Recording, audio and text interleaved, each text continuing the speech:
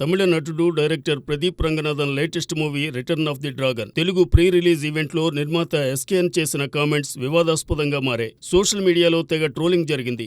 SKN ఇకపై తెలుగు అమ్మాయిలతో పనిచేయబోడని, ఆయన వర్క్ చేసిన తెలుగమ్మాయి వైష్ణవి చైతన్యపై నేరుగా ఆయన ఈ కామెంట్స్ చేశారంటూ వార్తలు వైరల్ అయ్యాయి. దీంతో తాజాగా ఆయన ఈ వార్తలపై క్లారిటీ ఇచ్చారు. తెలుగు ఇండస్ట్రీలో తెలుగు అమ్మాయిలను పరిచయం చేసిన అతి తక్కువ మంది నిర్మాతల్లో తాను ఒకరని, తాను పరిచయం చేసిన హీరోయిన్ల పేర్లను ప్రస్తావించారు. అంతేకాక తన నెక్స్ట్ చిత్రాల హీరోయిన్లు కూడా తెలుగువారే అని, కేవలం హీరోయిన్లే కాకుండా ఇతర క్రాఫ్టుల్లో కూడా తెలుగు అమ్మాయిలకు తాను ప్రాధాన్యత ఇస్తానంటూ క్లారిటీ ఇచ్చాడు. తాను సరదా కోసం చేసిన కామెంట్స్ ను ఉద్యమంలా తీసుకోకుండా ఎలాంటి వివాదాలకు తావివద్దని ఆయన కోరారు. ఈ వివాదాన్ని ఇక్కడితో ముగించాలని ఆయన కోరారు.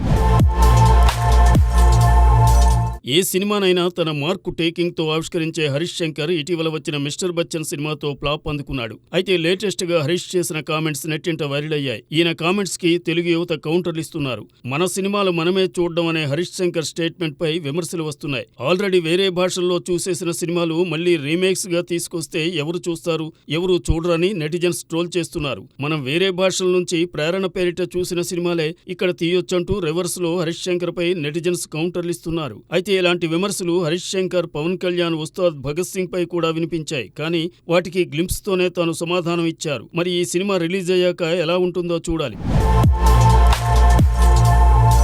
నాని హీరోగా నటిస్తున్న లేటెస్ట్ చిత్రాల్లో solid action and crime thriller hit 3 cinema కూడా ఒకటి. శైలేష్ కొలనుతో చేస్తున్న ఈ ఇంట్రెస్టింగ్ మూవీపై మంచి హైప్ నెలకొంది. ప్రస్తుతం ఈ సినిమా రిలీజ్ కోసం అంతా ఆసక్తిగా ఎదురు చూస్తున్నారు. అయితే అంతకంటే ముందు సినిమా టీజర్ కోసం మరింత ఆసక్తిగా ఎదురు చూస్తున్నారు. అయితే దీనిపై తాజాగా అధికారిక అప్డేట్ వచ్చేసింది. ఈ ఫిబ్రవరి 24న టీజర్ రాబోతున్నట్లుగా యుఎస్ డిస్ట్రిబ్యూటర్స్ కన్ఫర్మేషన్ చేసేశారు. ఇక ఈ చిత్రంలో శ్రీనిధి శెట్టి హీరోయిన్ గా నటిస్తుండగా మే 1న గ్రాండ్ గా పాన్ ఇండియా లెవెల్లో రిలీజ్కి రాబోతోంది.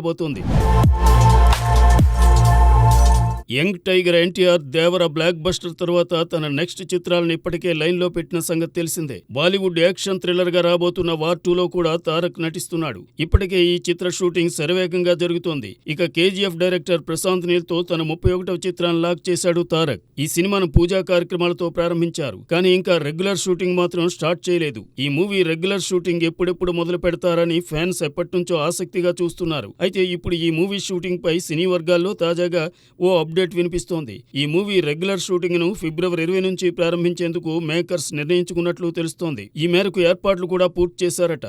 ఇక ఈ చిత్ర షూటింగ్ లో ఎన్టీఆర్ మరికొద్ది రోజుల్లో జాయిన్ కాబోతున్నట్లు చిత్ర వర్గాల నుంచి తెలుస్తోంది.